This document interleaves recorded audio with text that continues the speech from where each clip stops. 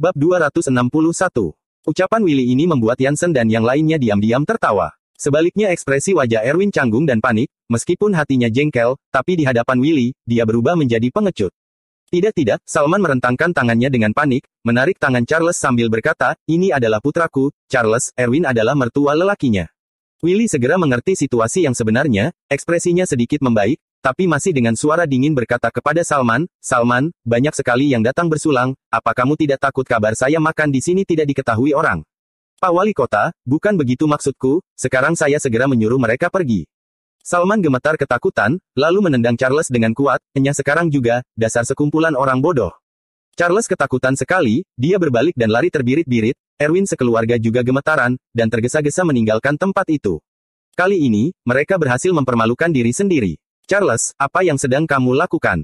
Mengapa Pak Wali Kota tidak tahu kita datang untuk bersulang? Setelah keluar dari sana, Gema melotot marah pada Charles sambil bertanya.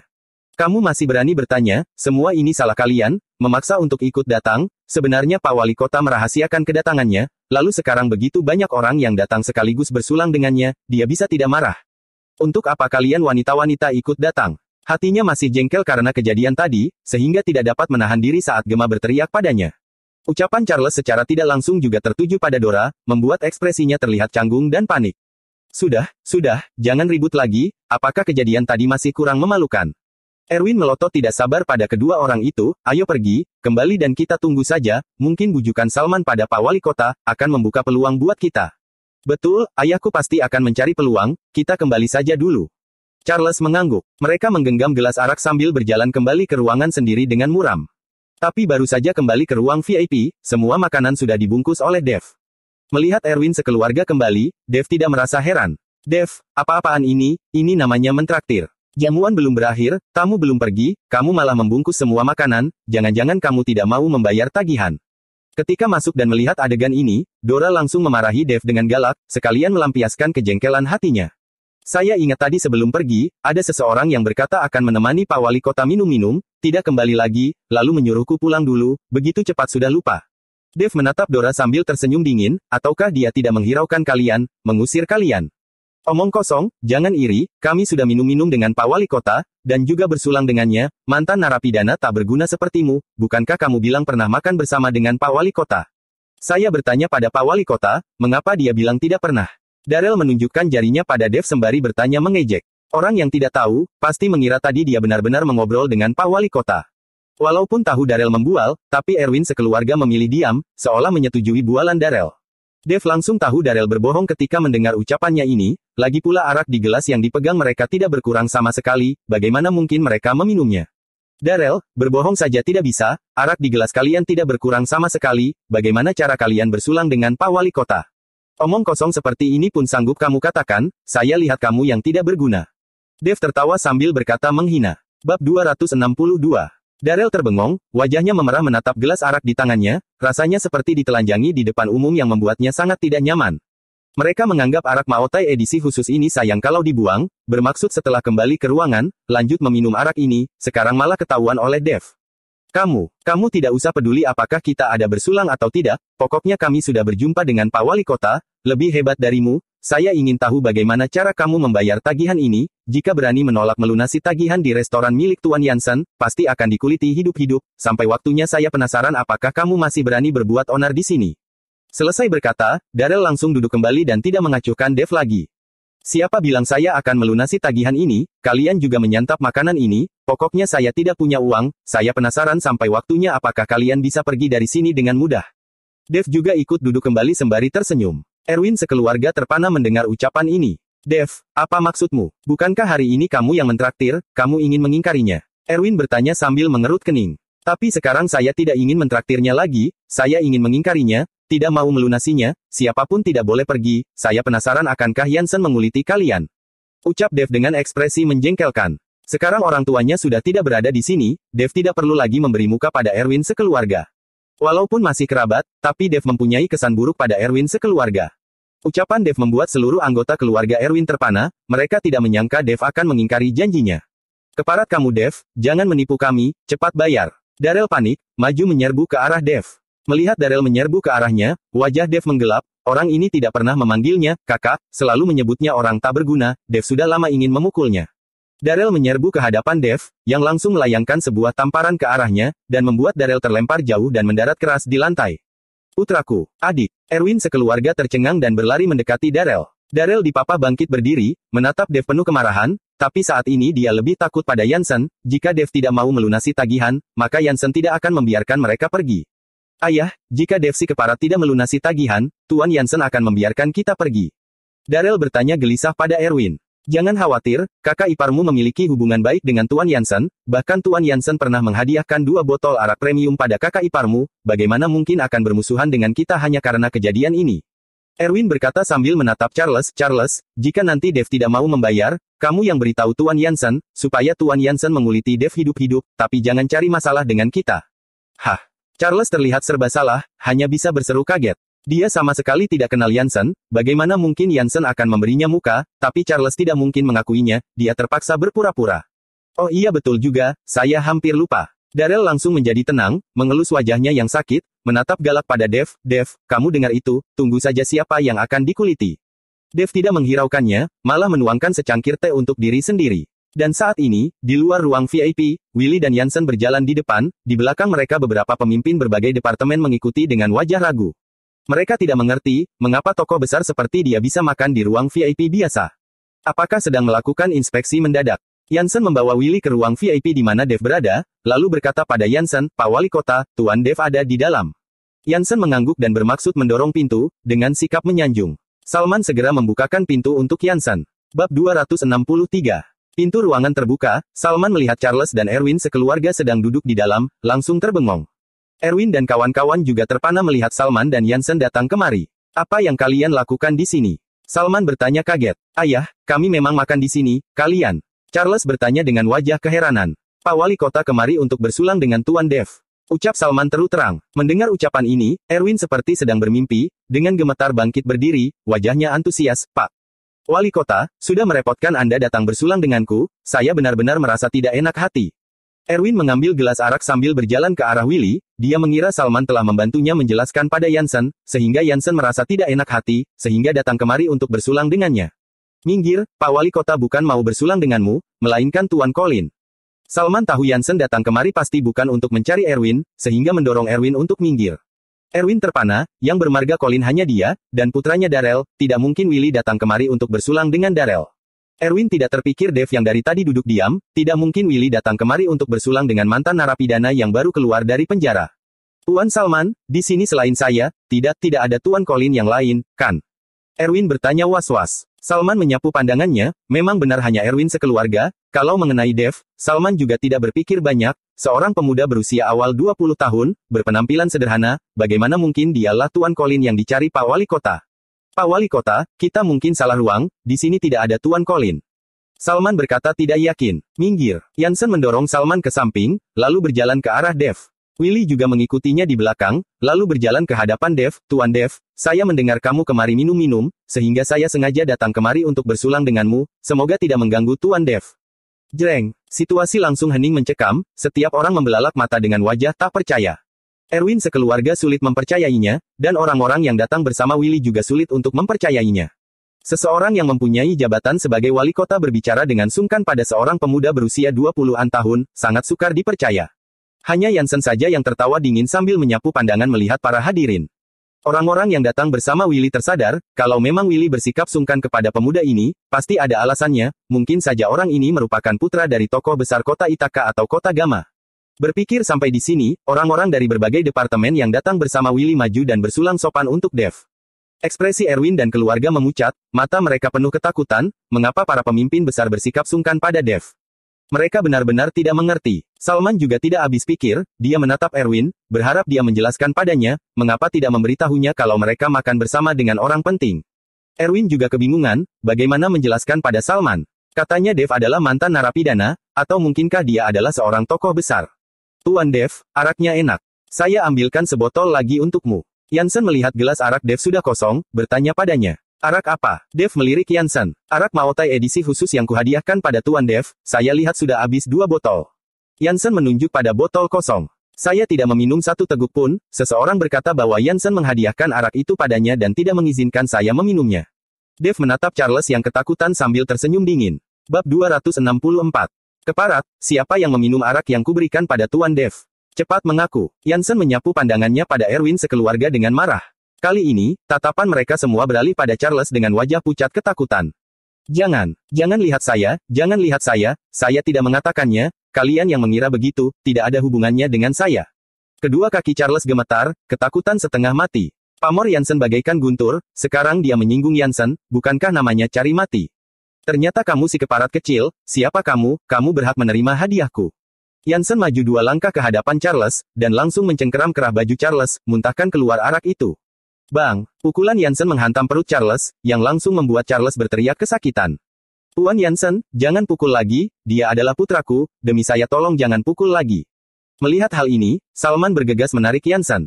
Dasar, siapa kamu, kenapa saya harus memberimu muka, kamu hanya seorang kepala Dewan Dinas Kesehatan, apa kamu pantas? Jansen melayangkan sebuah tendangan pada Salman, lalu kembali memukuli Charles. Charles meraung kesakitan, Erwin sekeluarga meringkuk ketakutan di pojok ruangan, sekujur tubuh mereka gemetar. Tuan Jansen, berapa harga araknya? Saya akan ganti rugi. Salman tidak mungkin melihat putranya dipukul sampai tewas, dia terpaksa mengatakan akan ganti rugi. Ini adalah arak Moatai edisi khusus, harganya 500 juta sebotol, 2 botol totalnya 1 miliar. Jansen berteriak pada Salman. 1 miliar. Salman tertegun. Dia hanyalah seorang kepala departemen kesehatan, baginya 1 miliar bukanlah jumlah yang kecil. Walaupun beberapa tahun ini dia menggelapkan tidak sedikit uang, tapi uang yang sudah masuk kantong, bagaimana mungkin rela mengeluarkannya lagi? Jika merasa angka itu terlalu banyak, perintahkan putramu untuk memuntahkan semua arak itu. Sembari berkata, Jansen kembali melayangkan beberapa pukulan pada Charles, membuatnya meraung kesakitan. Tuan Jansen, jangan pukul lagi, saya ganti. Salman mengeluarkan ponselnya dan menggertakkan giginya sambil mentransfer dana sebesar 1 miliar.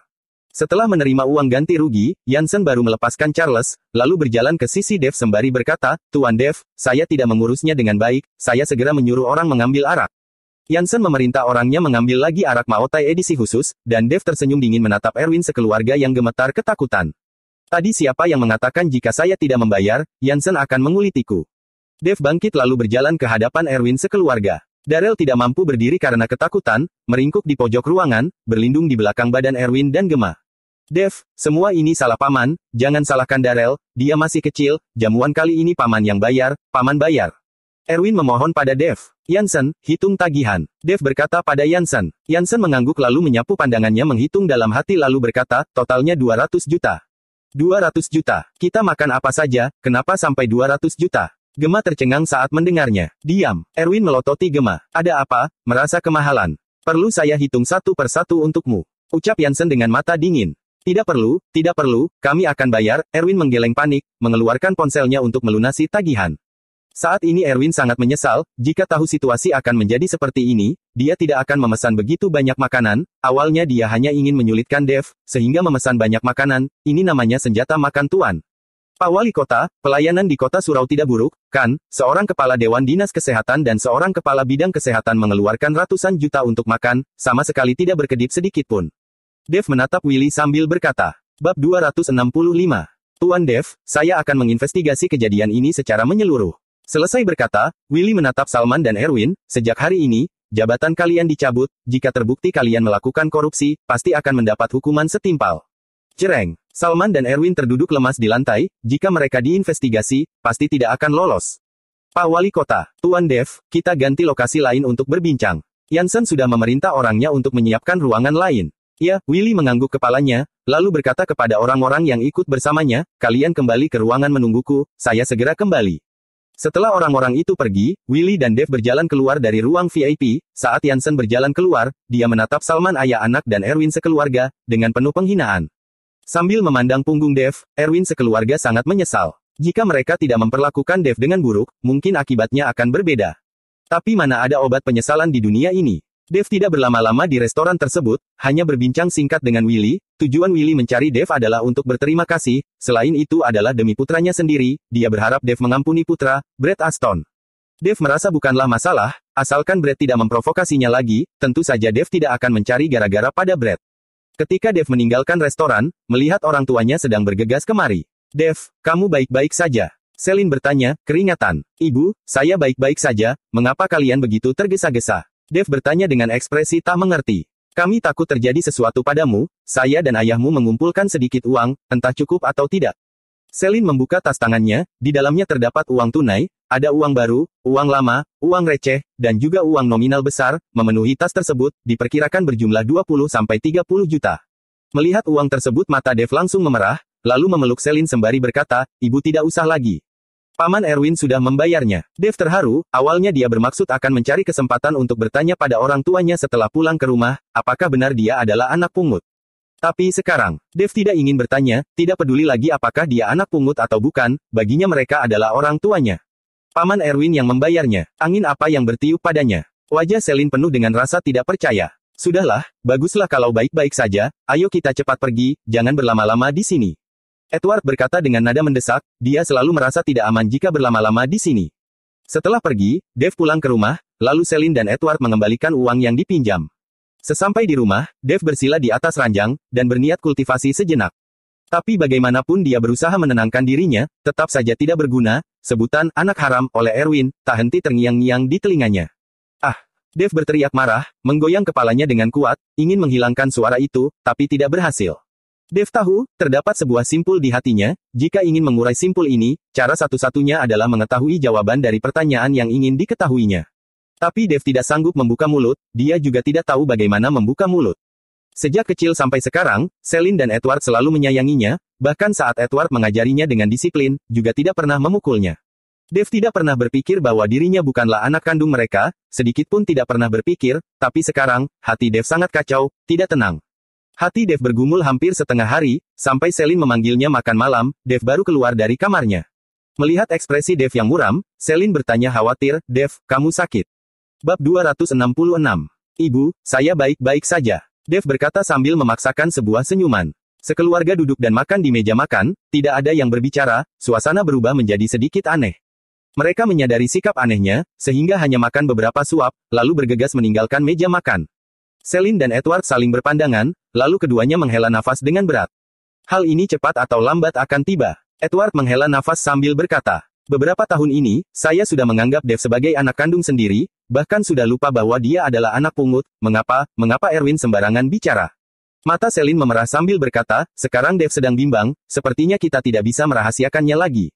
Dev sudah dewasa, kita juga harus memberitahunya, dia juga berhak mengetahui asal-usulnya, kita tidak boleh terlalu egois. Edward duduk di samping Celine, merangkul ringan bahu Celine sambil berkata, tapi saya takut, setelah mengetahui kebenaran ini, Dev akan meninggalkan kita, pergi mencari orang tua kandungnya, sekarang saya tidak sanggup kehilangan dirinya. Setelah menjadi seorang ibu selama 20 tahun lebih, mendadak tidak lagi memiliki anak, dia tidak sanggup menanggungnya. Apakah dia akan mencari orang tua kandungnya, terserah dia, bahkan jika Dev pergi meninggalkan kita, saya juga akan selalu berada di sisimu, kita bersama-sama menjalani sisa hidup kita. Edward berusaha menghibur Celine, mengucapkan kata-kata gombal yang membuat orang merinding. Celine bersandar di bahu Edward, air matanya berderai. Setelah beberapa saat, Celine bangkit dan mengusap air matanya, lalu berkata pada Edward, panggil Dev datang. Edward mengangguk, lalu berjalan ke kamar tidur Dev dan mengetuk pintu kamarnya. Dev, kamu keluar sebentar, saya dan ibumu ingin mengatakan sesuatu. Selesai berkata, Edward berjalan pergi. Di dalam kamarnya detak jantung Dev hampir berhenti, dia bisa menebak apa yang ingin dibicarakan orang tuanya. Benak Dev berkecamuk, dia tidak ingin mengakui dirinya adalah anak pungut, tapi hatinya juga ingin mengetahui siapa orang tua kandungnya. Setelah ragu sejenak, Dev berjalan keluar. Saat ini Celine dan Edward sudah duduk di sofa, mereka tidak bersuara, suasana sedikit menegang, di hadapan Celine terdapat sebuah kotak kayu kecil yang indah, hanya sebesar telapak tangan. Ayah, ibu, Dev memanggil ayah ibunya, duduklah. Edward mempersilakan Dev untuk duduk, lalu menghisap rokok dengan kuat, sambil berkata, Dev, kamu sudah dewasa, sehingga ada beberapa hal yang harus kita beritahu padamu. Sampai di sini, Edward tidak lagi bersuara, dan mengalihkan pandangannya pada Celine yang duduk di sampingnya, dan tatapan Celine malah menghindarinya, dia juga tidak ingin dirinya yang memberitahu Dev. Tidak ada yang ingin membuka suara, sehingga saling berdiam diri. Ayah, ibu, tidak peduli apapun itu, kalian tetaplah orang tuaku, saya juga tidak akan pernah meninggalkan kalian, saya akan merawat kalian di hari tua, saya akan memberikan kalian cucu yang gemuk. Dev berkata, dan langsung berlutut di depan Edward dan Celine. Celine tidak tahan lagi, air matanya langsung berderai, bergegas memapah Dev untuk bangkit, lalu memeluk Dev erat, anak baik, anak baik. Ibu, jangan menangis, tidak peduli apakah saya adalah anak kandungmu atau bukan, kamu selamanya adalah ibuku, beberapa tahun ini kamu mendidikku, saya masih ingat saat saya berumur 5 tahun, kamu menggendong saya menerobos hujan deras mengantarku ke rumah sakit. Dave mengusap air mata Celine. Ucapan Dave membuat Celine menjadi lega, menatap Dave sambil berkata terhibur, anakku, kamu memang bukan anak kandungku, tubuhku bermasalah, tidak bisa melahirkan anak, kamu dipungut ayahmu dari pinggir jalan, saat itu kamu sangat kecil, dan cuaca sangat dingin, sekujur tubuhmu memerah karena kedinginan. Bab 267. Celine mulai menceritakan kejadian tahun itu, saat mereka memungut Dave, Celine menceritakan banyak sekali, Dave hanya mendengarkan dengan seksama. Karena sudah menebaknya, ekspresi Dave Idak berubah banyak. Saat itu selain batu giok ini, tidak ada lagi peninggalan di badanmu, ibu menyimpannya untukmu. Sambil berkata, Celine membuka kotak kayu tersebut, di dalamnya terdapat sebuah batu giok berwarna hijau, di dalamnya terdapat serat-serat berwarna merah. Dave menerima batu giok itu, langsung merasakan sebuah hawa hangat yang membungkus sekujur tubuhnya, rasa nyaman yang dirasakannya sukar dilukiskan dengan kata-kata. Batu giok itu seperti bagian dari tubuhnya, bahkan dia merasa urat nadinya berhubungan langsung dengan inti batu giok. Anakku, giok ini adalah satu-satunya benda yang ditinggalkan mereka untukmu, sekarang ku kembalikan padamu, mengenai informasi lain, kami juga tidak tahu. Celine berkata datar, saat ini dia sudah agak tenang. Ada beberapa hal, setelah terucap, baru menyadari sebenarnya tidak sesulit yang dibayangkan. Dave, jika kamu ingin mencari orang tua kandungmu, kami tidak akan menghalangimu, lagi pula kamu memang berhak mengetahui siapa orang tua kandungmu. Edward berkata pada Dave, ayah ibu, kalian jangan khawatir, saya tidak akan pergi, saya adalah putra kalian, tidak akan berubah selamanya. Dengan wajah serius Dave berkata. Melihat sikap Dave yang serius, Edward tersenyum terhibur. Betul, kamu adalah putra saya, siapa yang berani sembarangan bicara, saya akan melawan orang yang menyebutmu anak haram. Kedua tangan Edward terkepal, jika saat ini Erwin berani menyebut Dave anak haram, tanpa ragu Edward akan langsung memukulnya. Setelah berbincang sejenak, Dave kembali ke kamar tidurnya. Kembali ke kamar tidur, Dave tergesa-gesa mengeluarkan batu giok tersebut, dan menyalurkan sedikit energi spiritual ke dalam batu giok tersebut. Saat menerima batu giok tersebut, Dave merasakan sebuah energi spiritual yang bergejolak, seperti ada sesuatu yang tersegel di dalamnya. Bab 267. Tapi ketika Dave menyalurkan energi spiritual ke dalam batu giok, energi tersebut langsung terpantul kembali, itu batu giok ini ternyata terdapat tabu, Dave merasa sedikit heran. Dave menyalurkan lebih banyak energi spiritual, tapi bagaimanapun kuatnya dia berusaha, tetap saja tidak dapat mematahkan tabu itu. Dave menatap batu giok di tangannya, sedikit kewalahan. Dia yakin, di dalam inti batu giok pasti ada sesuatu, tetapi apakah itu, harus terlebih dahulu menyalurkan energi spiritual, baru bisa mengetahuinya. Di saat Dave tidak tahu harus berbuat apa, mendadak teringat adegan yang sering dilakonkan di drama televisi, mengidentifikasi hubungan darah dengan darah. Jika batu giok ini adalah peninggalan orang tua kandungnya, bisakah membuka segel ini dengan darahnya? Berpikir sampai di sini, Dave menggigit kulit di jari tangannya, lalu meneteskan setetes ke permukaan batu giok. Darahnya langsung terserap ke batu giok, mendadak batu tersebut memancarkan sinar merah, seluruh kamar tidurnya bersinar merah, kemudian terdengar suara teredam, batu giok di tangan langsung hancur menjadi bubuk. Saat ini, di tengah sinar merah tersebut, terpantul sosok bayangan seorang wanita, yang mengenakan kostum kuno berwarna putih, wajahnya sangat rupawan, bagaikan dewi dalam lukisan. Dave menatap wanita tersebut, merasakan sesuatu yang akrab, sangat intim, seperti pernah mengenalnya. Anakku, tidak kusangka kamu masih hidup, syukurlah. Tatapan mata wanita itu terlihat antusias. Siapa kamu? Dave bertanya dengan suara kecil. Ketika kamu berjumpa denganku, pasti merasa heran, merasa takut, tapi jangan takut, saya tidak akan mencelakaimu, karena saya adalah ibu kandungmu, sebenarnya saya tidak rela membuangmu, tapi saya tidak ada cara lain, mereka akan membunuhmu. Bab 268. Tapi wanita itu udah menjawabnya, lalu melanjutkan, anakku, di dunia ini, banyak hal yang tidak diketahui olehmu, jangan terlalu penasaran, juga jangan mencari tahu, karena di dunia yang asing. Terlalu banyak bahaya, pasti ada yang di luar dugaan, tapi kamu jangan panik, jalanilah hari-harimu sebagai orang biasa. Janganlah memasuki dunia kultivasi, dan janganlah pergi ke Pulau Naga, jangan pergi, melihat kamu hidup aman, ibu sudah lega, jangan mencariku, karena kamu tidak akan bisa menemukanku, ingat nasihat ibu, jangan pergi ke Pulau Naga, jangan pergi. Perlahan-lahan sosok wanita itu semakin buram, sampai hilang tak berbekas. Siapa sebenarnya kamu? Apa sebenarnya yang terjadi? Dave berteriak, tapi tak seorang pun yang menjawabnya. Kamar kembali hening, hanya tersisa bubuk di lantai yang memberitahu Dave bahwa kejadian ini benar-benar nyata. Pulau Naga, mengapa Pulau Naga lagi, apa sebenarnya yang terjadi? Dave kebingungan, dia tidak mengerti mengapa wanita yang menyebut dirinya adalah ibu kandungnya menghalanginya memasuki dunia kultivasi. Menghalanginya pergi ke Pulau Naga. Lalu Ryu membawanya memasuki dunia kultivasi, dan menceritakan padanya mengenai Pulau Naga, memberitahu Dev, tunggu sampai kekuatannya sudah besar, harus pergi ke Pulau Naga. Yang satunya mengizinkannya pergi, yang lainnya berusaha menghalanginya pergi, membuat Dev bingung. Berpikir keras sampai tengah malam, Dev tetap saja tidak mengerti, terlalu banyak teka-teki yang tidak diketahuinya, sehingga dia tidak mungkin mengerti. Lebih baik meningkatkan kekuatan, tunggu sampai tanggal 15 bulan 7 pergi ke pulau tak bernama, mungkin saja di sana saya bisa mengetahui hal-hal yang ingin ku ketahui. Dev menghela nafas, tidak ingin berpikir lagi, lebih baik tidur saja. Bar Megantara. Walaupun saat ini sudah tengah malam, tetapi masih banyak mobil-mobil mewah terparkir di depan pintu Bar Megantara, banyak pria ganteng dan wanita cantik yang sedang berpesta di dalamnya, berfoya-foya. Di pojok bar terdapat sebuah meja, di hadapan Navarro terdapat puluhan botol arak yang kosong, dia sudah lama minum di sini. Walaupun Dev tidak akan mencari gara-gara dengan keluarga Kintan lagi, tapi di kalangan atas, Navarro sudah menjadi bahan tertawaan. Saya tahu kamu pasti berada di sini, jangan minum lagi, kamu sudah minum terlalu banyak.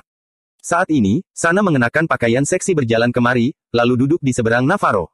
Sana tahu, bagaimanapun dia memohon pada Dev, dia tidak akan mengampuninya, dan saat di acara asosiasi alumni, dia sudah kehilangan muka, sehingga dia bermaksud mengandalkan Navarro untuk bangkit kembali.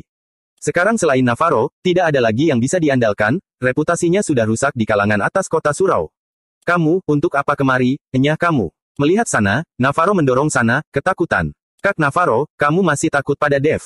Kamu sudah menyerahkan 2 perusahaan padanya, dia juga sudah bilang tidak akan mencari masalah denganmu, apa yang kamu takutkan? Sana bertanya pada Navarro. Ucapan Sana membuat orang-orang di sekeliling menatap Navarro dengan penasaran, putra keluarga Kintan yang dulunya gagah, sekarang melempem seperti ini, dan harus menyerahkan perusahaan pada orang lain. Merasakan tatapan orang-orang sekeliling, ekspresi Navarro langsung berubah marah, omong kosong, apa yang saya takutkan, saya sedikit pun tidak takut, saya tidak takut pada siapapun. Navarro yang terlalu banyak minum, saat ini sudah tidak tahu takut. Kak Navarro, kalau kamu tidak takut, bisakah kita rujuk kembali? Undangan pernikahan sudah dibagikan, jika pesta pernikahan dibatalkan, kamu tidak takut jadi bahan tertawaan. Sana maju memeluk leher Navarro. Bab 269. Sana tidak tahu, saat ini Navarro sudah menjadi bahan tertawaan di kalangan atas, kalau tidak, dia tidak akan sendirian minum-minum di sini. Tertawa. Siapa yang berani tertawa, bahkan jika keluarga Kintan menyerahkan 2 perusahaan, tetap saja termasuk keluarga kelas atas, siapa yang berani menertawakan saya? Navarro menggebrak meja dengan keras, berteriak marah. Orang-orang di sekeliling menatapnya dengan tatapan menghina, tapi tidak seorang pun yang menghiraukannya. Plak plak plak. Saat ini, mendadak seseorang menepuk tangan berjalan mendekat, dengan senyuman dingin menatap Navarro sambil berkata, Tuan muda keluarga Kintan ditindas oleh seorang mantan narapidana, masih berani membual di sini. Keparat, siapa yang berbicara? Saya. Navarro murka, tetapi saat dia mengangkat kepalanya melihat orang yang datang, langsung terpaku, dan langsung tersadar dari mabuknya, berseru panik, Tuan. Tuan muda Wibowo. Orang yang datang adalah Erik Wibowo dari kota Ithaka. Melihat Erik datang ke kota surau, banyak pria kaya dan sosialita kalangan atas langsung datang mendekat. Mereka ingin lebih mengenal Erik Wibowo, bahkan tidak sedikit sosialita yang melemparkan lirikan menggoda padanya. Perlu diketahui kota surau dan kota Ithaka berbeda levelnya, bagaikan kucing dan harimau, bagi para konglomerat dari kota Ithaka, keluarga terhebat di kota surau hanyalah seekor semut. Semua minggir. 2 pengawal yang mengikutinya langsung mengusir para pemuda kaya dan sosialita yang datang mendekat. Perlu diketahui pemuda-pemuda kaya tersebut selalu bersikap arogan, tapi ketika diusir pengawal Erik, mereka tidak berani bersuara, dengan patuh berjalan menjauh. Ketika Sana menyaksikan adegan ini, dalam hatinya bergetar, dia selalu mengira bersanding dengan Navarro akan membuat kehidupannya berjaya, tapi setelah menyaksikan adegan ini, dia menyadari dirinya bagaikan katak dalam tempurung. Ikut denganku, saya mencarimu karena suatu hal. Setelah Erik berkata pada Navarro, dia membalikkan badan lalu berjalan keluar. Tapi ketika dia membalikkan badannya, sengaja melirik Sana yang berdiri di samping Navarro, Sana segera membusungkan dada sambil mengangkat kepala, berusaha memamerkan dirinya di depan Erik. Sudut bibir Erik tertarik ke atas, lalu meninggalkan lokasi, Navarro berjalan terhuyung keluar dari bar, dipapa oleh Sana. Saat ini Erik sedang duduk di dalam mobil Rolls-Royce menunggu mereka, menurunkan jendela mobil sambil berkata pada Navarro, naik. Sana memapah Navarro naik ke mobil, tapi malah didorong pergi oleh Navarro, minggir kamu. Sana langsung berpura-pura merasa tertindas, melirik Erik minta dikasihani. Biarkan dia naik. Erik sudah buka suara, Navarro mana mungkin berani menentangnya, akhirnya Sana juga ikut naik. Mobil melaju selama setengah jam lebih, lalu berhenti di sebuah jalanan yang sedang diperbaiki. Sekeliling gelap gulita, tidak ada lampu jalan, terlihat sedikit mencekam. Tuan Erik, ada apa mencariku? Melihat sekeliling yang gelap gulita, saat Navarro sudah sadar sepenuhnya. Yang lain semua turun. Erik memerintah pengawalnya untuk turun, kemudian melirik Sana sejenak. Sana juga membuka pintu mobil, dengan terpaksa turun dari mobil. Saat ini tinggal Erik dan Navarro yang masih berada di dalam mobil, dahi Navarro mulai mengeluarkan keringat dingin. Dia tidak merasa sudah menyinggung orang dari keluarga Wibowo, tidak tahu untuk apa Erik Wibowo mencarinya, dan membawanya ke tempat ini. Wanita itu adalah kekasihmu? Erik bertanya. Betul, tidak, bukan. Navarro menggeleng kepalanya, sekarang bukan lagi. Melihat tingkah laku Navarro, Erik mendengus dingin, bodoh, kalian putus karena Dev, kan? Wanita itu adalah mantan kekasih Dev. Navarro tercengang, dia tidak tahu mengapa Erik bisa tahu tentang hal ini. Bab 270. Tidak perlu kaget seperti ini, di Provinsi Chana ini, tidak ada satu peristiwa pun yang tidak diketahui saya, sebagai tuan muda keluarga Kintan, kamu rela ditindas oleh seorang mantan narapidana. Erik menatap Navarro dengan hina sambil bertanya. Hai. Navarro menghela nafas, Tuan Erik tidak tahu, entah mengapa Dev begitu hebat, tokoh-tokoh seperti Indrawan Pratomo, Yansen Herlambang dan juga Juan Tanaka sangat menghormatinya, keluarga Kintan tidak sanggup menandinginya. Hahaha, Indrawan, Yansen, dan Juan, hebat sekali kemampuan mereka, benar-benar menakutkan. Erik tertawa terbahak-bahak, matanya penuh penghinaan. Navarro berkata canggung, di mata Tuan Erik, orang-orang itu bukanlah siapa-siapa, tapi keluarga Kintan mana bisa dibandingkan dengan Tuan Erik. Navarro, sekarang saya memberimu peluang, kamu bersedia? Erik menyipitkan sepasang matanya. Navarro berkata kaget, tidak tahu peluang apa yang dimaksud Tuan Erik.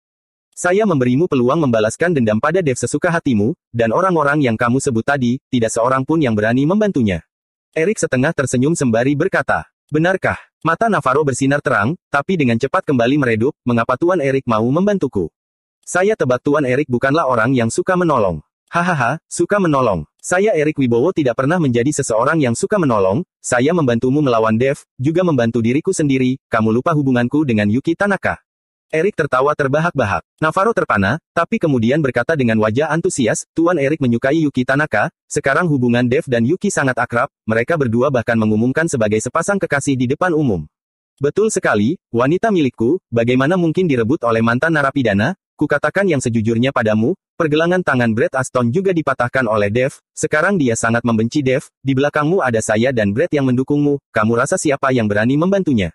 Dengan wajah muram Erik berkata, Brett Aston. Mata Navarro spontan terbelalak, bukankah dia adalah putra Pak Wali Kota Willie Aston?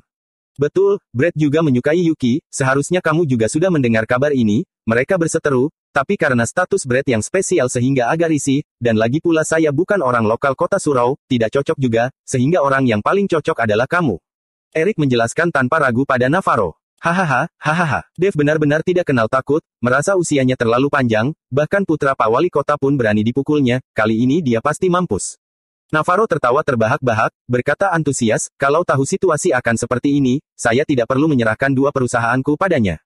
Dengan membunuh Dev, bukankah perusahaan akan kembali ke tanganmu? Erik tertawa, betul. Navarro mengangguk kepala, Tuan Erik, saya harus melakukan apa? Dev itu belajar silat, dan sangat kuat, saya takut. Tenang saja, kupinjamkan dua pengawal yang saya bawa ini, mereka petarung handal, selain itu kalau kamu melakukan ini, Dev pasti akan patuh.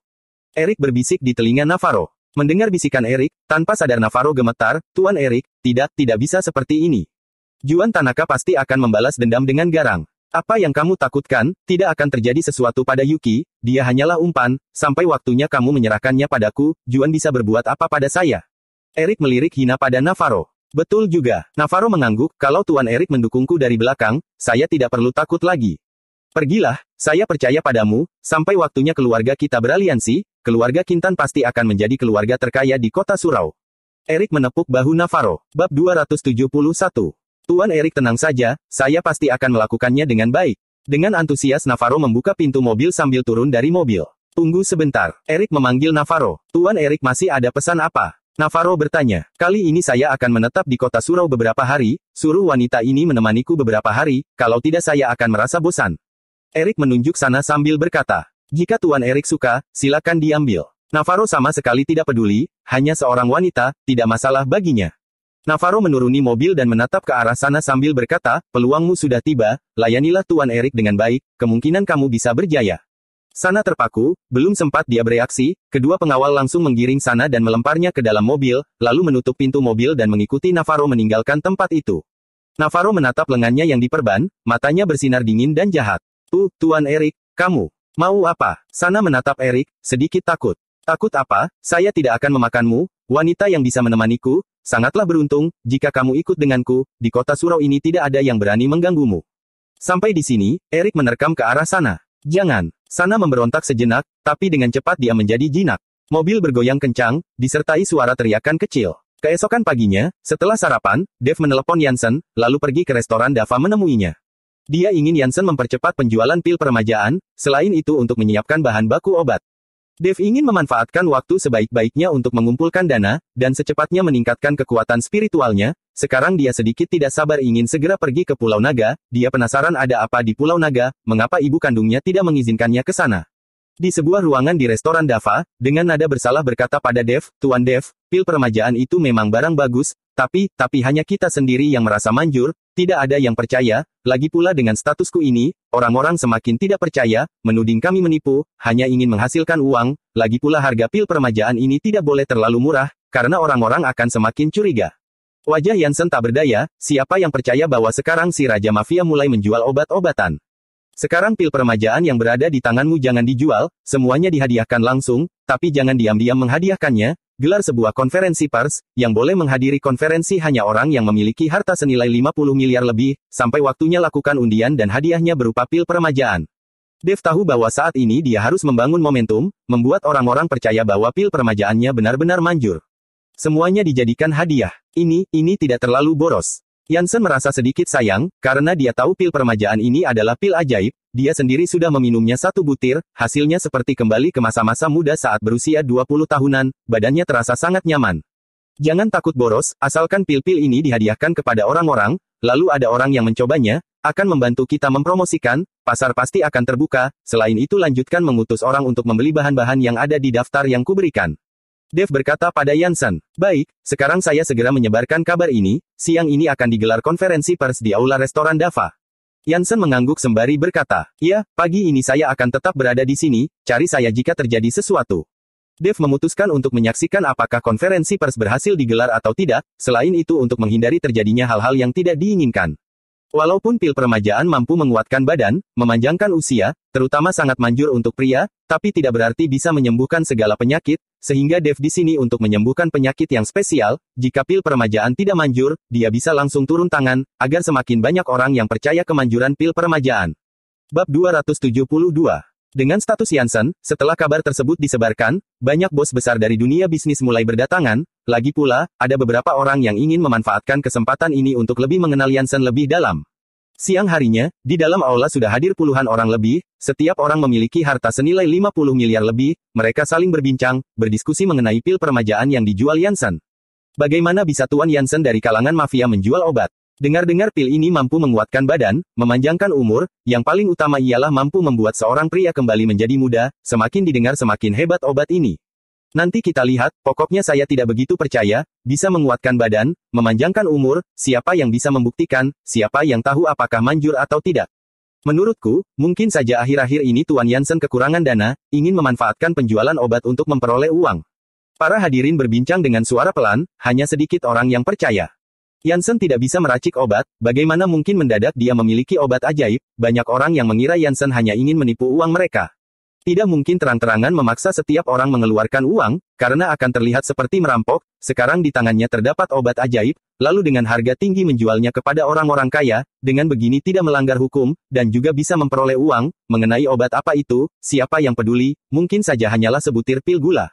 Saat para hadirin sedang berbincang, Dave berjalan masuk, sebenarnya dia sudah mendengar pembicaraan para hadirin, pendengaran dan penglihatan Dave sekarang sudah melebihi orang awam.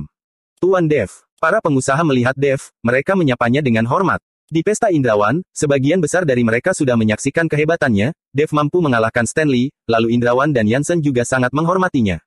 Dave membalas sapaan mereka dengan anggukan singkat, lalu setelah berkeliling di kerumunan orang-orang, dalam hati Dave sudah jelas, bahwa para pengusaha kaya ini, hampir semuanya mengidap penyakit, dan banyak yang mengidap penyakit khusus pria. Orang-orang kaya ini, setelah menjadi kaya, dalam hal pemuasan jasmani menjadi lebih bebas dan sesuka hati, sekarang usia semakin bertambah, pasti akan muncul penyakit, sekarang orang-orang ini mengidap penyakit khusus pria, hal ini menjadi mudah, karena bagaimanapun juga dalam pemulihan, penyakit ini paling cepat terlihat hasilnya, mudah dibuktikan. Orang dari kota Ithaka tiba. Tidak tahu siapa yang mendadak berteriak, tatapan semua orang tertuju ke sana. Mereka ingin melihat, siapa orang dari kota Ithaka, yang begitu cepat mendapat kabar tentang konferensi pers. Pintu aula terbuka, seorang pria dan seorang wanita bersama-sama melangkah masuk. Pria dan wanita tersebut adalah Erik dan Sana. Awalnya Sana menemani Erik berkeliling, lalu mendengar kabar bahwa Jansen menggelar acara konferensi pers mengenai pil permajaan, sehingga datang untuk melihat-lihat. Dia penasaran apa sebenarnya pil permajaan itu. Tuan Wibowo, ternyata yang datang adalah Tuan Wibowo. Melihat Erik Wibowo yang datang, para hadirin langsung mendesak maju, beramai-ramai ingin menyapa Erik. Perlu diketahui, di depan keluarga Wibowo dari kota Ithaka, keluarga-keluarga dari kota Surau benar-benar tidak ada apa-apanya. Erik hanya mengangguk kepala, bersikap dingin, dia menganggap rendah keluarga-keluarga dari kota kecil seperti kota Surau. Berbeda dengan Sana, melihat para konglomerat dan para bos besar berdatangan menyapa mereka, dia merasa sangat bangga, badannya menegak, wajahnya terlihat congkak. Dev melihat Sana berhasil menggaet pria lain, tersenyum pahit sambil membalikkan badan. Sekarang dia ingin sekali menamparkan diri sendiri 2 kali, mengapa sewaktu kuliah tidak melihat jelas sifat asli Sana, untung saja mereka tidak sempat menikah, kalau tidak, dia pasti akan diselingkuhi. Dev. Ketika Dev bermaksud membalikkan badan untuk pergi, Sana menyadari kehadirannya. Bab 273. Mendengar nama Dev, mata Erik langsung berkilau, mengikuti tatapan Sana melihat ke sana. Dev berhenti sambil menatap Sana dengan dingin. Dan Sana menggandeng lengan Erik berjalan ke arah Dev. Dev, tidak kusangka bisa bertemu denganmu di sini, saya hampir lupa, kamu juga bos besar dengan harta senilai ratusan miliar. Dengan tatapan main-main melihat Dev, saya perkenalkan padamu, ini adalah Tuan Erik Wibowo, dari kota Ithaka. Sana sengaja menekankan kata, kota Ithaka, takut tidak terdengar oleh Dev. Kamu adalah Dev Colin, sudah lama ingin bertemu denganmu. Erik mengulurkan tangannya ke arah Dev, menatap Dev dengan tatapan bermusuhan. Dev tidak mengenal Erik, juga tidak tahu mengapa orang ini bermusuhan dengannya, apa mungkin karena Sana. Dev mengulurkan tangan berjabat tangan dengan Erik. Tapi saat Dev bermaksud menarik tangannya, dia menyadari Erik menggenggam erat tangannya, dan tidak bermaksud melonggarkannya. Selanjutnya, sebuah hawa energi yang kuat menyerang, tangan Dev mulai berubah bentuk. Sudut mulut Erik membentuk sebuah senyum kecil, dia pernah mengikuti pelatihan selama beberapa tahun di militer, berbeda dengan anak-anak orang kaya lainnya. Kekuatan Erik memang kuat. Sepasang mata Dev menyipit, dan tian di dalam tubuhnya bergolak, sebuah kekuatan yang mengerikan tersalur dari tangan Dev, ekspresi Erik langsung berubah. Dengan kuat Erik mengibaskan tangannya bermaksud melepaskan diri, tapi sia-sia, saat ini keringat dingin mulai muncul di dahinya. Tapi jika Erik berteriak kesakitan di depan umum, ataupun meminta ampun, akan sangat memalukan. Tuan Erik, tidak kusangka kamu bisa datang, kita teledor tidak menyambutmu. Saat ini Jansen keluar, tergesa-gesa menyambutnya. Dev mendengus dingin dan memakai kesempatan ini melepaskan tangan Erik, dan melirik hina padanya. Tangan Erik sedikit gemetar dan memutih, setelah menatap marah pada Dev, dia mengacuhkan Jansen, berbalik dan pergi. Tuan Dev, dia adalah tuan muda keluarga Wibowo, tidak boleh menyinggungnya, usahakan jangan menyinggungnya, keluarga Wibowo dari kota Ithaka tidak bisa diremehkan, selain itu Askara Wibowo terkenal sangat melindungi putranya, jika tahu putranya tertindas, pasti tidak akan menyerah. Jansen berbisik pada Dev mengingatkannya. Jika dia tidak memprovokasiku, saya tidak akan bersikap begini, jika dia berani memprovokasiku, saya tidak peduli siapapun dia. Mata Dev bersinar tajam, berbalik menuju kamar di belakang. Sejak tadi malam setelah bertemu dengan ibu kandungnya, sifat Dev berubah menjadi agak haus darah, hanya saja dia sendiri tidak menyadarinya. Mungkin karena sekarang dia ingin segera meningkatkan kekuatannya, sekarang dia hanya berharap segera mengumpulkan uang, lalu membeli banyak bahan-bahan obat, membantu diri sendiri untuk berlatih. Keparat, ternyata orang itu memang kuat, pantas saja Navarro begitu ketakutan. Erik menatap tangannya yang memutih sambil menggertakkan gigi. Tuan Erik, kamu baik-baik saja. Sana meremas lembut telapak tangan Erik sembari bertanya cemas, dulu Dev ini agak bodoh, sama sekali tidak bisa bersilat, tapi setelah dia dipenjara selama 3 tahun, berubah menjadi hebat. Sana juga tidak habis pikir, apa yang telah terjadi dengan Dev di dalam penjara. Kelihatannya dia mendapat perlakuan buruk di dalam penjara, kalau tidak, dia tidak akan melatih silat, tapi bagaimanapun hebat kemampuannya, dia tidak akan hidup lama. Di matanya terlintas hawa membunuh yang kuat. Tuan Erik, apa maksudmu? Sana bertanya penasaran. Tadi malam Erik dan Navarro berdiskusi tentang suatu hal, Sana sama sekali tidak tahu menahu. Erik melirik Sana dengan dingin, kamu tidak mengerti apa yang boleh ditanya, apa yang tidak boleh ditanya. Tuan Erik, saya bersalah.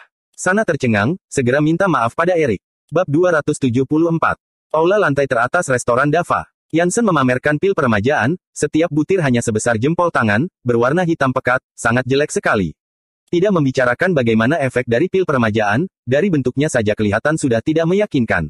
Para hadirin, terima kasih atas kedatangan Anda sekalian, saya Jansen Herlambang merasa terhormat, izinkan saya memperkenalkan pil peremajaan pada kalian, ini adalah Tuan Yansen, tidak usah perkenalkan lagi, langsung katakan berapa harga jualnya, lagi pula saya lumayan sibuk, kamu katakan harganya, kita langsung bayar. Ucap seorang pria parubaya berusia 50 tahunan yang mengenakan setelan jas bercorak kotak-kotak. Semua orang mengalihkan pandangan pada pria parubaya tersebut, tanpa sadar melayangkan tatapan salut padanya. Perlu diketahui, siapa yang berani berbicara seperti itu pada Yansen, kentara sekali Yansen memang bermaksud menipu uang mereka, tapi siapa yang berani mengucapkannya terang-terangan.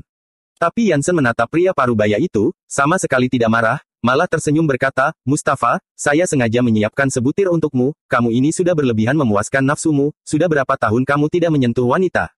Ucapan Yansen membuat muka Mustafa langsung memerah. Hubungannya dan Yansen termasuk akrab, sehingga dia berani berbicara terus terang pada Yansen, dan Yansen juga tahu dia memiliki masalah pada tubuhnya. Sejak dia masih muda, Mustafa terlalu berlebihan memuaskan nafsunya, sampai di usia 30 tahunan dia sudah loyo, telah pergi ke berbagai balai pengobatan, menghabiskan uang yang tak terhitung, hasilnya tidak memuaskan, sekarang Mustafa sudah menyerah, berhenti mengobati penyakitnya dan fokus pada bisnis. Tapi penyakit privasi ini diekspos di depan umum oleh Yansen, Mustafa merasa kehilangan muka. Saya tidak mau memakan apa itu pil peremajaan, bentuknya hitam jelek sekali, bukan barang bagus, jika kamu kekurangan uang langsung bilang saja, untuk apa membuang-buang tenaga. Mustafa sama sekali tidak berselera melihat pil peremajaan itu. Mustafa, pil ini gratis, hari ini saya menghadiahkan kepada para hadirin semuanya, kalau memang kalian tidak percaya, maka saya akan mengizinkanmu mencoba dulu.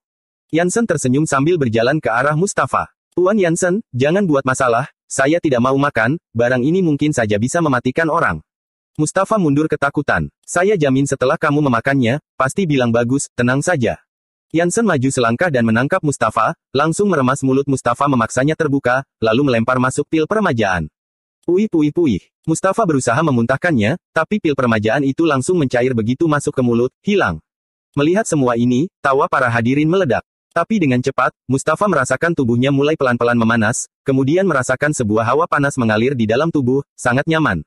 Kemudian, tubuh bagian bawah Mustafa mulai bereaksi, dengan wajah terkejut menatap perubahan tubuhnya, terpana. Perlu diketahui sudah puluhan tahun Mustafa tidak merasakan reaksi apapun, segala cara sudah dicobanya, tidak berguna sama sekali. Para hadirin sepertinya juga menyadari perubahan tubuh Mustafa, semuanya terpana menatapnya. Tuan Yansen, di sini ada perempuan, tidak, cepat carikan satu untukku. Dengan wajah bersemangat Mustafa berkata pada Yansen. Tempatku ini adalah restoran resmi, mana ada yang kamu mau itu, jika ingin menyelesaikannya, pulanglah ke rumah. Yansen menggeleng kepala. Mendengar itu, Mustafa tergesa-gesa berlari keluar, sambil berlari dia menoleh pada Yansen dan berkata, sisakan pil itu untukku, berapapun harga saya mau, harganya terserah kamu. Melihat perubahan Mustafa, orang-orang mulai sedikit tertarik. Tuan Yansen, saya juga ingin mencoba sebutir, akhir-akhir ini pinggangku sakit terus, mungkin terkena rematik, saya coba apakah bisa menyembuhkannya. Seseorang berinisiatif meminta pil peremajaan dari Yansen. Yansen langsung melempar pil ke arahnya, pokoknya gratis. Setelah menelan pil peremajaan, orang itu juga merasakan sebuah hawa panas mengalir, lalu bagian pinggangnya terasa hangat, rasa sakit di pinggang langsung menghilang. Bab 275. Ini terlalu menakjubkan, pinggangku tidak sakit lagi. Setelah memakan pil peremajaan, orang itu membelalak matanya sambil berseru terkesima. Tiba-tiba terjadi keributan kecil, banyak orang mulai meminta pil peremajaan dari Yansen. Tapi ada juga yang bersikap menunggu dan melihat, ingin melihat reaksi dari orang-orang yang sudah memakannya. Puluhan butir pil peremajaan langsung ludes. Dan puluhan orang yang telah memakan pil peremajaan itu, terkesima dengan efeknya, hanya dengan mencobanya, baru bisa mengetahui efeknya, susah dijelaskan dengan kata-kata. Menakjubkan sekali, benar-benar obat ajaib. Saya juga mau pulang, tidak tahan lagi. Hebat, benar-benar hebat. Setiap orang yang memakannya terkagum-kagum, kali ini tidak ada orang yang ragu dengan kemanjuran pil peremajaan lagi. Tuan Yansen, masih ada? Tidak, saya bersedia mengeluarkan uang untuk membeli sebutir. Seseorang berkata pada Yansen, maaf sekali, pil ini jumlahnya terbatas, hari ini puluhan butir diberikan secara gratis, tapi selanjutnya tidak gratis lagi, dan kalau ingin membelinya, harus menunggu 3 hari. Yansen mengerti tentang pemasaran kelaparan, sehingga dia berkata begitu pada para hadirin. Tidak masalah jika menunggu selama 3 hari, berapa harganya per butir? Saya mau memesan sebutir. Ada yang mau memesannya? Yansen mengangkat 2 jari berkata, 2 miliar sebutir, tidak bisa kurang. 2 miliar. Banyak orang yang berseru kaget. Bahkan jika ini adalah obat ajaib, 2 miliar bukanlah harga yang murah. Tuan Yansen, saya memesan 20 butir, sekarang langsung membayar uang muka. Seorang pengusaha yang baru memakannya berkata. Pengusaha memiliki insting yang tajam dalam mencari peluang, sebutir pil peremajaan seharga 2 miliar terlihat sangat mahal, tapi jika sudah pernah mencobanya, baru menyadari bahwa 2 miliar tidaklah seberapa. Bagi mereka yang memiliki harta sebanyak ini, kesehatan yang paling penting, kota surau yang kecil terdapat begitu banyak pengusaha kaya, apalagi seluruh provinsi Chana, seluruh negara Arunika, berapa banyak pengusaha kaya. Jika pil permajaan bisa dijual ke seluruh negeri, jangankan 2 miliar, bahkan 5 miliar pun akan ludes semuanya. Maaf, sekarang ini jumlah produksi pil permajaan masih terlalu rendah, setiap orang hanya boleh memesan 1 butir. Walaupun Jansen tidak berbisnis, tapi dia tahu niat orang itu. Saya memesan 1 butir. Saya juga. Para hadirin mulai memesan, membuat Jansen kegirangan dalam hati. Ketika orang-orang sedang sibuk memesan, mendadak pintu aula ditendang kuat sampai terbuka.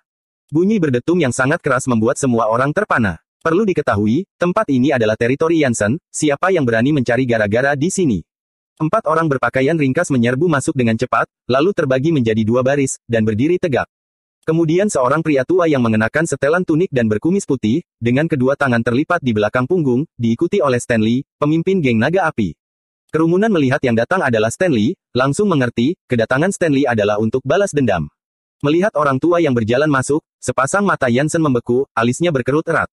Orang yang tidak berkepentingan, segera keluar. Orang tua berjalan masuk ke aula, tatapannya menyapu kerumunan sambil berkata datar. Suaranya ringan, juga terdengar santai, tapi para hadirin ketakutan mendengarnya, seperti sebuah martil yang berat menghantam keras tepat di jantung mereka. Mereka hanyalah pengusaha kaya, tidak ingin terseret dalam perseteruan antar geng. Setelah orang tua itu bersuara, para pengusaha kaya langsung kabur. Di tengah aula yang luas itu, tinggal Jansen seorang yang menghadapi orang-orang itu. Jansen, ini adalah masterku, Timotius, mana orang yang kalian sebut Tuan Dev? Stanley bertanya pada Jansen dengan wajah muram. Bab 276. Sepasang mata Jansen menyipit, bahkan jika harus menghadapi Timotius, dia tidak takut, tidak perlu Tuan Dev, ada masalah apa saya yang hadapi. Sejak memakan pil penambah energi, Jansen selalu ingin mencari kesempatan untuk mencoba kekuatannya sendiri. Menghadapimu, siapa kamu, berani berbicara seperti ini pada masterku, jika menghadapimu, masih perlukah masterku yang maju, saya saja sudah sanggup membunuhmu. Wajah Stanley penuh penghinaan, di matanya, Jansen adalah lawan yang sudah dikalahkannya. Dev Colin, beberapa waktu ini, kamu menindas geng naga api karena berjumlah sedikit, sekarang pemimpin kita sudah kembali, terimalah kematian kalian. Hercules melototi Dev, beberapa waktu ini dia menanggung hinaan, dia sudah hampir tidak dapat menahan diri. Dev hanya tersenyum menatap Hercules dengan dingin, tidak bersuara. Pemimpin apaan, sekarang tidak seperti dulu lagi, hari ini saya akan membuat kalian berlutut minta diampuni. Jansen berseru marah, sebuah pukulan melayang ke arah Stanley. Dulu selalu kalah di tangan Stanley, Jansen merasa tidak puas, sekarang setelah memakan pil penambah energi, kekuatannya melonjak, dia tidak lagi takut pada Stanley. Pecundang masih berani sok. Stanley mendengus dingin, lalu kedua kakinya melebar, tidak menghindari pukulan, bermaksud menggunakan Ying Qi Gong melawan pukulan Jansen.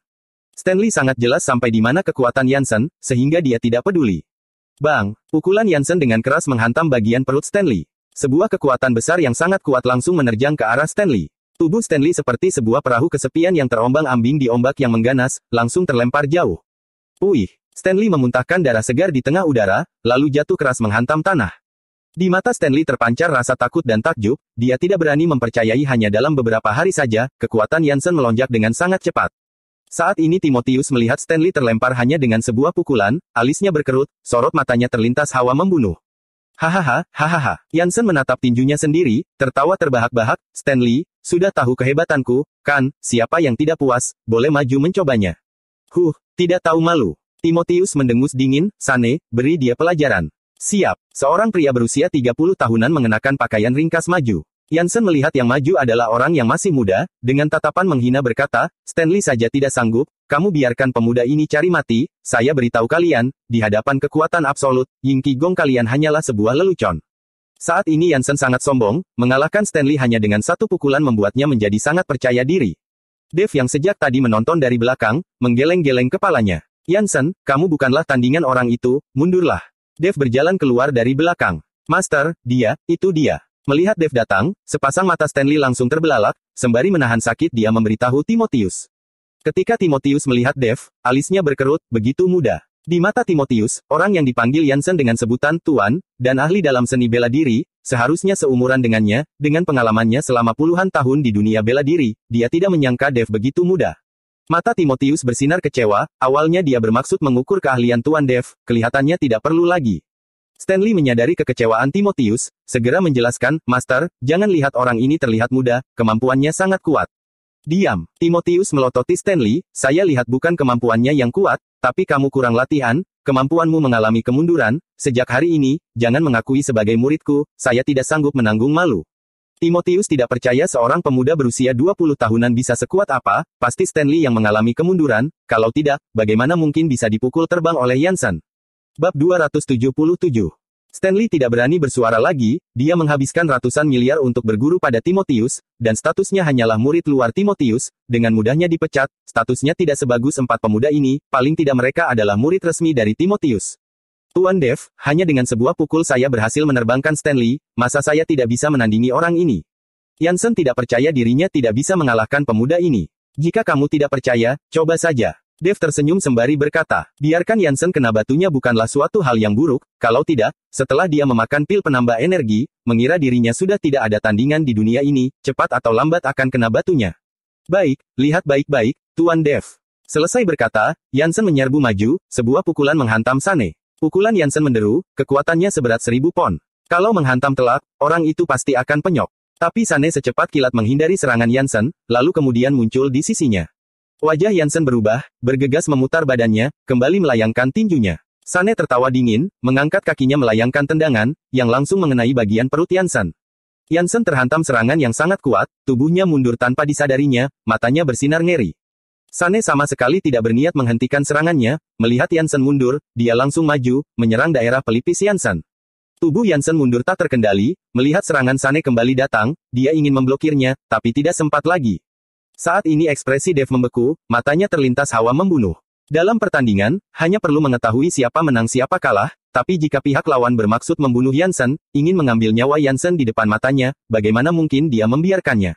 So, hanya dengan sebuah sentilan jari, kancing yang awalnya terjahit di pakaian Dev, saat ini bagaikan sebutir peluru, menerjang cepat ke arah Sane. Hati Sane tergetar mendengar suara desingan di udara, dengan cepat mundur untuk menghindar, walaupun berhasil menghindari serangan itu, tapi Jansen juga berhasil lolos dari serangannya. Anak muda, kamu berani melakukan serangan gelap. Sane mengamuk, dengan langkah cepat maju ke arah Dev. Berisik, terlintas hawa membunuh di mata Dev, sebuah serangan langsung menyerbu ke arah perut Sane. Bang, rasa sakit menyebar di bagian perut Sane, dia mendengus tertahan, kemudian tenggorokannya terasa manis, lalu seteguk darah segar menyembur keluar, darah yang bercampur serpihan organ dalam berjumlah banyak. Mata Sane penuh dengan kengerian, bersusah payah menunjuk pada Dev, ingin berbicara, tapi mulutnya penuh dengan darah menyebabkan dia tidak mampu berkata-kata. Bam, tubuhnya terjatuh, dan matanya langsung kehilangan sinar. Melihat adegan yang terjadi di depan matanya, Jansen menelan ludah tanpa sadar, berdiri di belakang Dev dengan penampilan yang terlihat mengenaskan, sikapnya yang sombong tadi sudah hilang tak berbekas. Sane, melihat muridnya tewas, Timotius langsung menyerbu maju dengan putus asa. Kamu berani membunuh muridku, saya pasti akan mencincangmu. Timotius menatap Dev dengan nafsu membunuh yang memuncak, sambil berkata sambil menggertakkan gigi. Memangnya hanya muridmu saja yang boleh membunuh orangku, tapi saya tidak boleh membunuh muridmu. Sebagai manusia jangan terlalu arogan. Dev tertawa dingin, sama sekali tidak peduli dengan ancaman Timotius. Anak muda, semudah ini sudah berhasil mencapai puncak kekuatan batin, kamu layak merasa sombong, tapi terlalu sombong akan kena batunya, orang sombong akan terkena musibah, kamu harus tahu, selalu ada yang lebih hebat darimu, saya lihat kamu berbakat dalam seni bela diri, jika kamu berguru padaku, permasalahan kamu membunuh muridku hari ini, saya akan. Wih, siapa kamu? Ingin saya menjadi muridmu, layakkah kamu? Tidak menunggu ucapan Timotius selesai, dengan menghina Dev meludah jijik. Bab 278. Timotius terpana, perlu diketahui, berapa banyak orang yang ingin berguru padanya, bahkan dia tidak pasti mengiyakan walaupun orang itu rela menghabiskan ratusan miliar, tetapi pemuda yang bernama Dev di hadapannya ini malah meremehkannya. Anak muda, kamu tidak menginginkan kesempatan yang kuberikan padamu, berarti kamu sendiri yang cari mati. 3 murid yang tersisa langsung maju mengepung Dev, melihat hal ini, Jansen menjauh bermaksud menghindar, bukan karena dia takut mati, tapi dia takut dirinya tidak mampu membantu, malah menyusahkan Dev. Wajah Dev datar tanpa emosi melihat ketiga orang yang mengepungnya, sama sekali tidak menganggap mereka. Jika kamu berencana menewaskan lebih banyak muridmu, saya penuhi permintaanmu. Selesai berkata, mendadak Dev melayangkan serangan pukulan, kelihatan hanyalah sebuah pukulan yang ringan, tapi sebenarnya mengandung kekuatan yang sangat besar, sebuah hawa energi dari dalam dantian menyembur keluar. Bang, terbentuk sebuah riak di udara, seperti permukaan danau yang tenang mendadak memunculkan riak air karena terlempar sebuah batu. Mata ketiga murid Timotius menyorotkan ketakutan, tapi belum sempat bersuara, mereka sudah terlempar terbang keluar. Kali ini, ketiga orang tidak sempat meronta, tidak bergerak sedikit pun setelah terjatuh ke lantai. Ini, wajah Timotius berubah, terpana. Dan Stanley bersembunyi di pinggir, sekujur tubuhnya gemetar, dia mulai menyesal, karena mencari Dave untuk balas dendam. Apakah ini puncak kekuatan batin yang kamu maksud itu? Dave bertanya main-main sambil menatap Timotius. Wajah Timotius terlihat kewalahan, hati mulai bergetar. Dia tidak menyangka, Dave yang begitu muda, tapi memiliki kekuatan yang sudah mencapai level master, dia salah perhitungan. Kekuatanmu memang sangat kuat, hari ini saya mengaku kalah, tapi permasalahan kamu membunuh murid-muridku, saya tidak akan menyudahi begitu saja. Selesai berkata, Timotius bangkit dan berjalan keluar, bahkan jenazah muridnya tidak diurusnya. Bab 278. Melihat situasi seperti ini, Stanley bergegas mengikuti Timotius dari belakang. Saya tidak bilang kamu boleh pergi. Suara Dave yang dingin terdengar dari belakang, yang langsung menghentikan Timotius dan Stanley. Apakah kamu ingin membunuhku? Timotius menatap tak percaya pada Dave sambil bertanya. Kenapa? Tidak boleh membunuhmu. Jika hari ini saya yang kalah, kamu akan melepaskanku. Sudut bibir Dave terangkat. Anak muda, saya adalah orang dari Yayasan Baja Hitam, walaupun saya sudah keluar dari sana dan mendirikan Yayasan Seni Bela Diri yang baru, jika kamu membunuhku, kamu kira saudara seperguruanku akan mengampunimu. Sampai waktunya kamu pasti akan diburu Yayasan Baja Hitam. Timotius melaporkan asal-usulnya, berharap Dave bisa melepaskannya. Saya tidak tahu apa itu Yayasan Baja Hitam, semua omong kosongmu ini hanya untuk menyelamatkan nyawa diri sendiri, kan? Sekarang berlutut dan menyembahkan, saya akan mengampunimu. Mata Dave bersinar menghina. Anak muda, kamu terlalu menindas. Timotius mengamuk, dengan status seperti mereka, mana mungkin berlutut di hadapan orang lain. Timotius yang mengamuk menyerang Dave, serangan yang sangat mematikan, setiap pukulan mengeluarkan suara desingan di udara. Bang bang bang, Dave berdiri tidak bergerak, membiarkan pukulan Timotius mengenai tubuhnya. Setelah menerima 3 pukulan, Timotius merasakan tangannya kesemutan, kedua lengannya tidak mampu mengepal, tapi Dave malah terlihat baik-baik saja, tersenyum mengejek sambil menatapnya. Kamu juga bisa Ying Qigong. Mata Timotius tersirat kekagetan. Apa hebatnya Ying Qigong? Dave tertawa dingin lalu kembali melayangkan sebuah serangan. Melihat ini, Timotius buru-buru memantapkan diri, membentak keras, jurus beban ribuan pon, jurus baju besi. Wajah Timotius memerah, mengerahkan seluruh tenaganya. Bang! Suara gemuruh yang keras terdengar, lalu tubuh Timotius tidak bergerak. Melihat ini, mata Stanley langsung bersinar girang, asalkan Timotius baik-baik saja, dia bisa ikut dengannya meninggalkan tempat ini dengan selamat. Bab 279. Tapi belum sampai bilang senyuman di wajah Stanley, dia melihat sejalur darah mengalir dari sudut bibir Timotius, kemudian jatuh menghantam tanah dengan suara keras, lalu tidak ada gerakan, tidak ada suara. Stanley terbangong, senyuman di wajahnya langsung membeku, matanya penuh dengan kengeran. Ampun, Tuan Dave, ampun, Tuan Dave, dengan suara keras Stanley jatuh berlutut, kumohon Tuan Dave ampuni saya bersedia menyerahkan semua aset atas namaku, dan bersedia meninggalkan kota surau, selamanya tidak akan muncul lagi. Sekujur tubuh Stanley gemetar, sangat ketakutan, saat ini dia merasa diri sendiri seperti seekor semut, setiap saat akan diinjak mau. Hercules yang saat ini terduduk lemas di lantai, terpana melihatnya, dia menanggung semua hinaan, selalu menganggap Stanley akan mendapatkan bantuan, tidak usah takut lagi pada Dave, tapi tidak disangka akan berakhir seperti ini. Awalnya Dave ingin menghabiskan Stanley, tapi mendengar ucapan Stanley, mata Dave bersinar terang, dia sedang kekurangan dana, aset atas nama Stanley pasti tidak sedikit. Kalau begitu, saya ampuni nyawamu, pergi dari kota surau. Dave melambaikan tangannya. Seperti mendapat amnesti, Stanley langsung menyembahnya, lalu berlari keluar. Jansen, Stanley sudah dihilangkan, di kemudian hari, semua properti atas namanya dan geng itu, akan dikelola olehmu. Dave berkata pada Jansen. Oh. Jansen menjawab lemas. Dapat dilihat Jansen sangat terpukul, awalnya dia mengira sebutir pil penambah energi akan membuatnya tak terkalahkan, siapa sangka dia dikalahkan oleh seorang pemuda.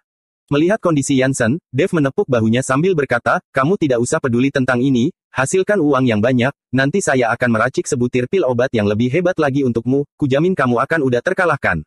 Benarkah? Mata Jansen bersinar girang. Tentu saja benar, masa saya membohongimu, ikutlah denganku, prioritas utama kita adalah segera menghasilkan uang yang banyak, lalu pergi ke kota Namae membeli bahan baku obat yang mahal. Dave berkata sambil mengangguk kepala. Sulit untuk mengatakannya, pil peremajaan yang kita jual, hari ini menerima pesanan sebanyak 20 butir, berarti kita akan menghasilkan 10 miliar. Jansen berkata dengan wajah antusias. Sebenarnya Dave sudah menyaksikan sendiri dari belakang, tapi dia tidak seperti Jansen yang begitu antusias. Sebuah pil peremajaan seharga 2 miliar, walaupun kelihatannya tidak murah, tapi masih jauh dari ekspektasinya, Dave memerlukan dana sebesar 1 triliunan, bahkan mungkin 10 triliunan, jika ingin mengumpulkan dana tersebut, hanya mengandalkan penjualan pil peremajaan saja, sulit sekali. Lagi pula kota surau hanya sebuah kota kecil, orang kaya tidak begitu banyak, sampai akhirnya pasti akan muncul kondisi di mana pil permajaan tidak laku, jika ingin menghasilkan banyak uang harus terus-menerus melakukan promosi pil permajaan ke luar kota. Penguasa, kamu tidak puas. Yansen melihat Dev tidak terlalu girang, bertanya penasaran. Kota surau merupakan kota kecil, kalau mau menghasilkan banyak uang, kita harus mempromosikan pil permajaan keluar dari sini. Dev berkata datar. Mendengar hal ini, Yansen sedikit serba salah, penguasa, saya juga tidak terlalu pintar berbisnis, mengenai promosi pil permajaan, harus dilakukan secara profesional. Yansen berkata terus terang, dia hanya seorang mafia yang mengelola restoran, bar dan sebagainya, jika menyuruhnya berbisnis, agak menyulitkannya. Dev mengerut keningnya, dia juga tahu, jika ingin melakukan promosi secara besar-besar, dengan cara hari ini sangatlah sulit, metode yang digunakan hari ini tidak bisa digunakan lagi. Oh iya, keluarga Tanaka adalah keluarga terkaya di kota surau, Tuan Tanaka pintar berbisnis, kenapa kamu tidak mencari Tuan Tanaka saja? Mata Yansen bersinar. Mendengar Yansen mengungkit nama Juan Tanaka, Dev tersadar, dia benar-benar hampir melupakan calon mertuanya ini. Kamu tetap bertanggung jawab penjualan pil permajaan di kota surau, selain itu obat herbal harus segera disiapkan, saya pergi ke kediaman Tanaka.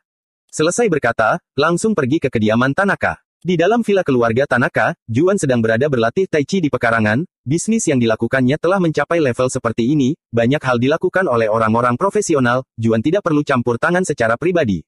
Bab 280. Yuki sedang memberi makan ikan-ikan di kolam, termenung. Yuki, 2 hari udah berjumpa dengan Dev, mengapa jadi linglung? Juan Tanaka melihat kondisi Yuki, tersenyum berkata, ayah, apa yang kamu bicarakan, saya tidak ingin berjumpa dengannya.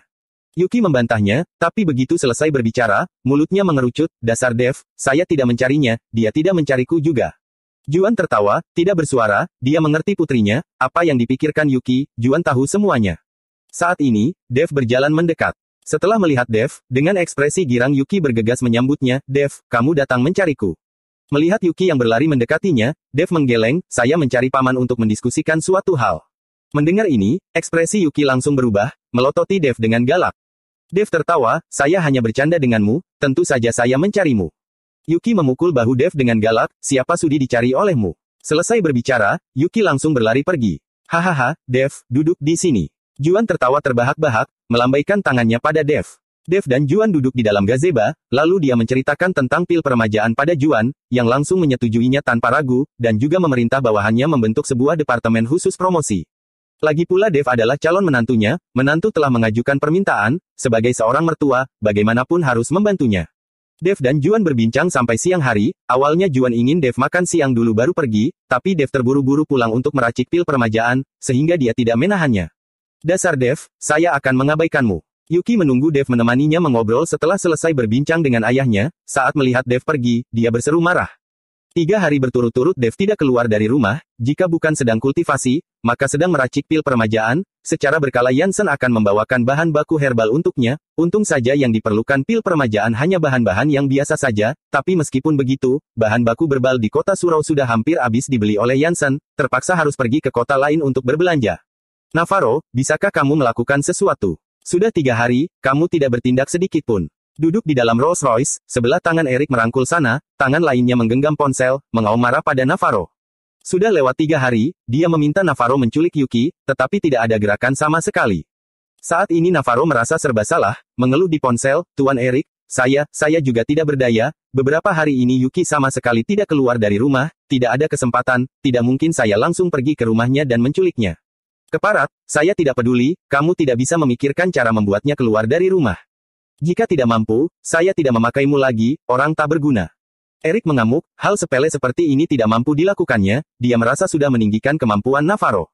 Jangan, Navarro berseru panik dan segera berkata yakin, Tuan Erik, tenang saja, hari ini saya pasti akan menculik Yuki, tapi saya memerlukan bantuan sana. Bagaimana dia membantumu? Erik terkejut. Tuan Erik, biarkan sana menelepon Yuki, mengajaknya bertemu, katakan saja mengenai Dev, Yuki pasti akan tertipu, sampai waktunya kita akan diam-diam menculiknya. Navarro menjelaskan. Erik melirik sana yang berada di sampingnya, lalu berkata, baik, saya akan mengantarnya ke sana. Setelah mengantar sana ke sana, lalu segera pergi, dia tidak boleh terlihat bersama-sama dengan Navarro, lagi pula perihal penculikan Yuki, lebih baik jika dia tidak terlibat. Berikan nomor telepon Yuki padaku. Sana melirik Navarro sambil berkata arogan.